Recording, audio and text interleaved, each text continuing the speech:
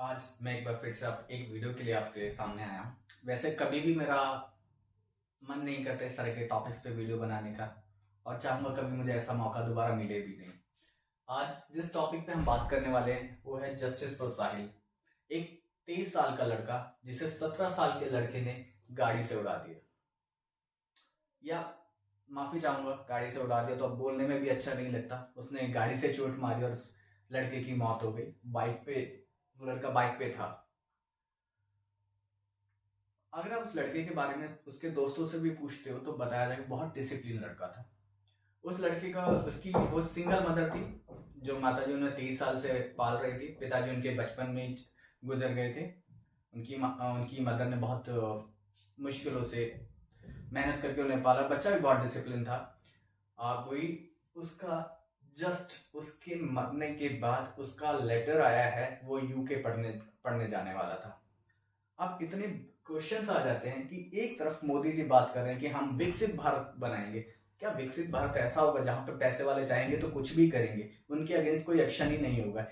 3 फरवरी यानी कि 3 फरवरी को ये घटना हुई है। 20 तारीख तक पुलिस एफआईआर लिखने के लिए तैयार नहीं है। मैं आपको कुछ ऐसे क्वेश्चंस बताता हूं जिसपे हमें सोचेंगे तो हमें पता चलेगा हम विकसित भारत हमें चाहिए ही नहीं। 17 साल का लड़का गाड़ी लेकर के निकला है, स्कॉर्पियो, और वो वीडियो बना रहा है। उसकी 23 साल की बहन उसके साथ बैठी हुई है, जो उन दोनों का ध्यान वीडियो बनाने पे है। गलत रॉन्ग साइड पे वो कार लेके जा रहे हैं। चलो ये एक बार के लिए कहा जा सकता है कि यार माइनर है, बच्चे हैं तो ऐसी गलती होगी, लेकिन इस स्कॉर्पियो गाड़ी के ऊपर पहले ही 13 चालान हो चुके थे। उसके फादर का एक बयान मैंने सुना जिसमें वो कह रहे हैं कि हमारा कमर्शियल गाड़ियों का बिजनेस है, तो ये उनके स्टाफ ने कर दी। आपने अपने स्टाफ को भी अलाउ कर रखा है ओवर स्पीडिंग। क्या आप अपने स्टाफ को, अपने घर में सभी को आप बोल देते हो जाओ ओवर स्पीड करो, किसी की जान लेनी है ले लो? आपके सॉरी बोलने से उसका बेटा वापस नहीं आ जाएगा। दूसरी बात, उसके फादर पे अभी तक केस ही नहीं हुआ।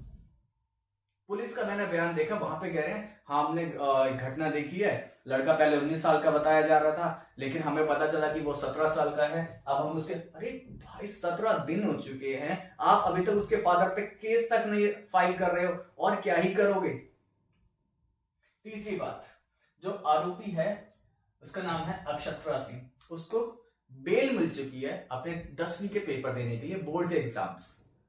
एक क्रिमिनल एग्जाम देके क्या करेगा?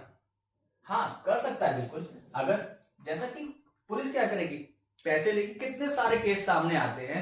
आप केस तो सामने छोड़िए, आप जाइए ट्रैफिक पुलिस पे, आपका चालान हो जाएगा, 500 रुपए में आपको छोड़ दिया जाता है।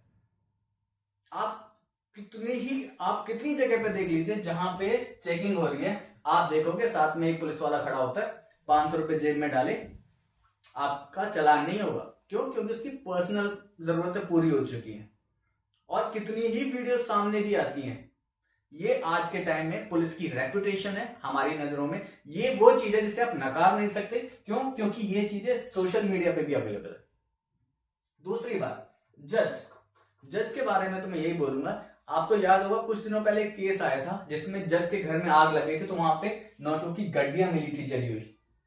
दूसरी बात, एक केस आया था जिसमें एक कॉर्पोरेट एम्प्लॉय ने आत्महत्या कर ली थी क्योंकि उसकी वाइफ उसे परेशान कर रही थी। उसका केस सालों तक चलाया जा रहा था। उस जज के अगेंस्ट भी क्या, उसने साफ बताया था कि वो जज पैसे लेकर के केस को खींच रही है। कुछ हुआ नहीं, हुआ, होगा भी नहीं, क्योंकि हमारे यहाँ का जो कानून है वो बिना रीढ़ की हड्डी का है। वो इस तरीके से डिजाइन किया गया है जहां सिर्फ और सिर्फ पैसे वालों को सपोर्ट मिलता है, आम जनता को नहीं। और ऐसे एक नहीं लाखों केस है अभी तक। चलो मैं मानता हूं हम एक दूसरे पे दोष देते रहेंगे, कांग्रेस ने कुछ नहीं किया। अरे कांग्रेस ने कुछ नहीं किया, आपको आए 12 साल हो चुके, 12 साल में आपने क्या किया? क्या आप आगे आकर के ये गारंटी ले सकते हो कि हाँ इसको हम क्या कहते हैं सजा दिलवाएंगे?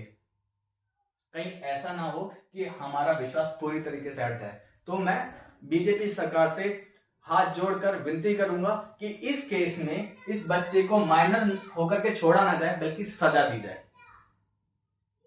मैं आपसे हाथ जोड़ के विनती करता हूं और इस वीडियो को विराम देता हूं। धन्यवाद।